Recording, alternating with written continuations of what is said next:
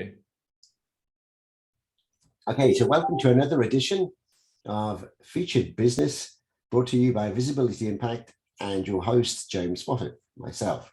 And today we have our 84th guest. All right, we're getting there. We're going to have a party when we get to 100. So our 84th guest is the wonderful 𝗬𝗢𝗨𝗥. Thank you so much for having me. I'm really excited to be here. Right. So before we learn about your story, so we're going to take you through a journey of your story from childhood to where you are now. Mm-hmm. And yeah, just steer that story, looking for some inspirational moments, some memorabilia on that way, any turning points, anything you want to share. And up until now, you can feel free to ask questions as we go through. And Laszlo, I know you have to shoot off at 2:30, so if you want to jump in at any time before that, then feel free to do so. So before we start, we always kick off with a song from Emily. Emily is normally live, but if she can't make it live, she gives us a recording. So just let you relax for a few minutes, and I'm just going to share my screen, and then... And you maybe do the song at the end, because I'm really looking forward to the discussions rather than, if you don't, I don't know, if you don't mind. It's just... Oh, you'd rather have the song at the end, so you can have the discussion. Yeah, I'd rather have discussion than the song now. Ah, no. Oh, if you don't mind. I don't mind. Okay. I mean, Oliver, if you're ready now, we'll just go straight in.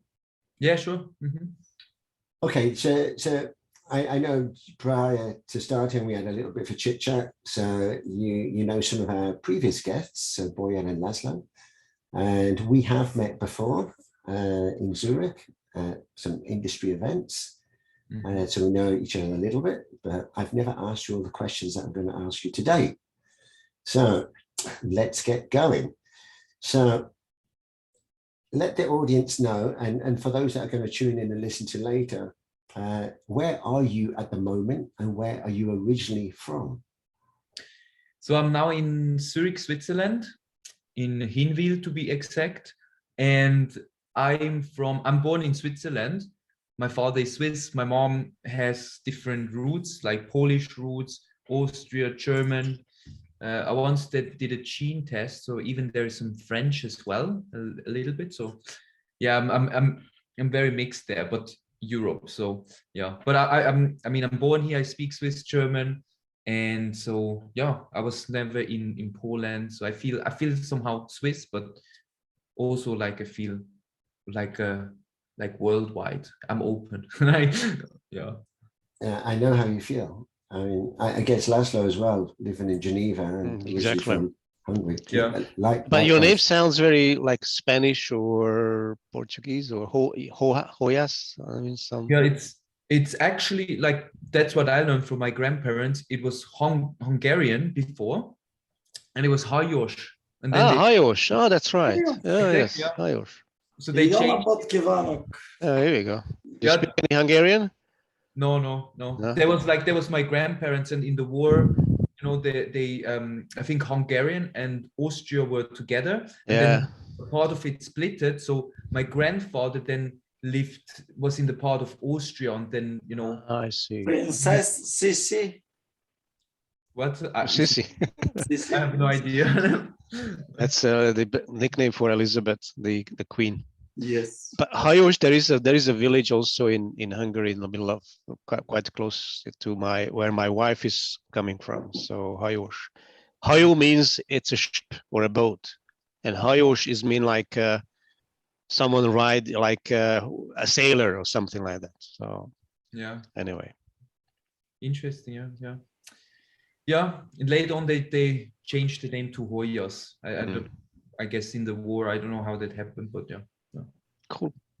Okay, so you're living in Zurich at the moment. Yeah. So have you actually lived abroad at all?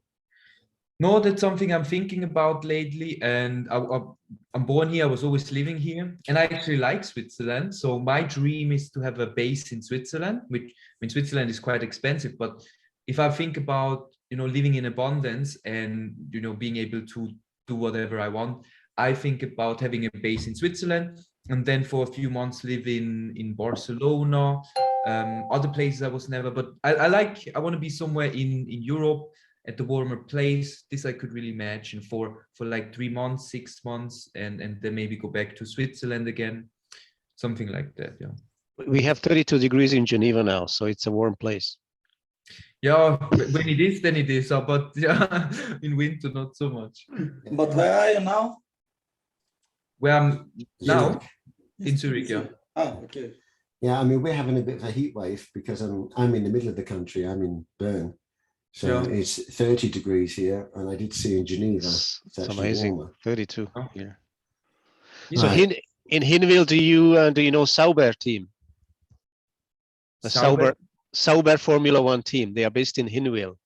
Oh yeah, I heard about it. Yeah, I'm not so long in Hinwil yet, so just for a Okay. year, but I heard about that. Yeah. Okay. Yeah. Yeah, Laszlo knows a lot about Formula One because he's a karter. Well, Okay. well, not really a karter, but I follow Formula One for the last 40 plus years, 42 Yeah. probably. Who's your So, favorite? That sounds Mercedes. like an experience. Mercedes team, But yes, yes. Any particular driver? But I like Hamilton. He's my favorite at the moment. He's not doing still really well now, but yeah, I mean this season is struggling. But yeah, anyway, Okay. I don't like Verstappen and Red Bull. So Yeah. Actually, we want to do a Grand Prix race here in Switzerland, so get a few of us together and do some karting. Yeah. Would you be up for that? Absolutely. Yeah. Yeah, I'm waiting. Laszlo, I'm waiting for you to arrange that. There's no place near. I don't actually. There's something like halfway between Geneva and Bern, if I remember. There is a place. I forgot the name, but I've been there. Close to Villeneuve, no? I think. Yeah, they've got indoor and outdoor. But anyway, we anyway, digress. sorry, We digress. So, Oliver, so back to you. So, growing up as a child, you got any siblings? Yeah, one younger brother. Right, and he's in Zurich? He lived in Basel. So we grew up together in a boarding school. And then on one point he went to Basel, I went to Zurich. And now he is since almost 2 years in Dominican Republic, and he's coming back soon. All right. Yeah. So, being in the boarding school, is it because your parents had jobs that they were never at home or something? Yeah, that's my mom had alcohol problems, and my father had the big business. So he was like a big business owner and working all the time. But I think, he was not often at home. My mom was alone and she had alcohol problems, so it was quite tough. And at one point, the authorities, we had like authorities, I don't know how you say it in English, but there were authorities that were had something to say around us, right? They had some authority there because my mom had these problems. And then at one point they decided the best for us is that we go in a boarding school. And so when I was 8, I started living there. My brother was 6 back then. In the same boarding school? Yeah. Right. One in Zurich? No, that was in Bern. That's maybe you know it. It's still a bit further from Bern. It's called Inns, Schlössli Inns. All right. Mm-hmm. No, I'm not familiar with it. Yeah, now they are closed, but they were open for a long time. And I lived there and went to school there. So I basically grew up there. All right. And you saw much of your parents then, growing up? No, not so much. I mean, my father maybe once a year, maybe twice a year, if he was more here. And I think it changed from time to time, but usually at least once per year. And he was living in Chicago, in Italy, Dominican Republic. So he was traveling, and so when we had vacation, we went usually to him. And my mom I saw twice a month. Then we could go for a weekend home. But later on I met my first girlfriend. There was kind of a way I could avoid going home, because oftentimes there were problems at home.